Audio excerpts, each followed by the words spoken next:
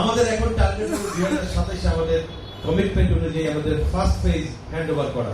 আমি আজকে আপনাদেরকে আশ্বস্ত করছি ইনশাআল্লাহ ডিসেম্বর নয়, আমরা আরো 2-3 মাস আগে আপনাদেরকে এটা হ্যান্ড ওভার করব ইনশাআল্লাহ।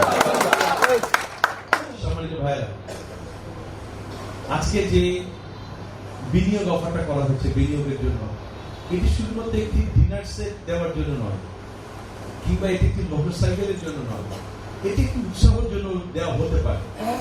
কিন্তু আমাদের বাংলাদেশের মানুষ যারা তাদের কষ্টার্জিত অর্থ তারা বিভিন্ন জায়গায় বিনিয়োগ করতে চায়, বিশেষ করে আমাদের প্রবাসী ভাইরা যারা তাদের কষ্টার্জিত অর্থ বাংলাদেশে পাঠান, তারা তাদের বাংলাদেশের ভবিষ্যৎ জানেন না। সারা জীবন তো তিনি বিদেশ করবেন না, একসময় তিনি বাংলাদেশে ফিরে আসতেই হবে। তিনি তার ভবিষ্যৎ জানেন না যে বাংলাদেশে এসে কি করবেন। আমার কাজের প্রয়োজনে বা ব্যবসার প্রয়োজনে মাঝে মধ্যেই দেশে বাইরে যেতে হয়। প্রচুর প্রবাসী ভাইদের সঙ্গে কথা বলি, দেখা হয়, তারা খুব হতাশাজনক অবস্থায় থাকে না, কতকাল বিদেশ করবো।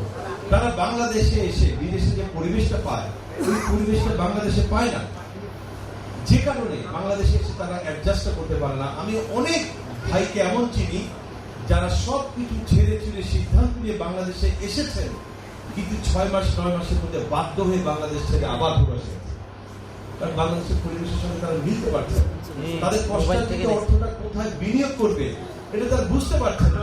কারণ আমাদের ভিতরে কেউ কেউ এমন আছেন যারা মানুষকে বিভিন্ন শব্দের কথা বলে, যারা বিভিন্ন প্রজেক্টের কথা বলে মানুষের কাছ থেকে টাকা নিয়েছেন, কিন্তু কমিটমেন্ট অনুযায়ী প্রজেক্ট হ্যান্ড ওভার করেননি। মানুষের কষ্টের টাকাগুলি এভাবে খোয়া যাচ্ছে।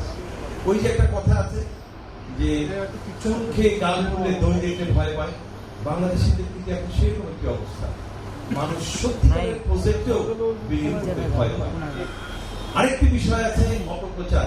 আপনারা দেখেছেন নিশ্চয়ই, ইদানিং আমাদের প্রতিষ্ঠান সম্পর্কে কিছু অপপ্রচার আমরা দেখতে পাচ্ছি সোশ্যাল মিডিয়াতে।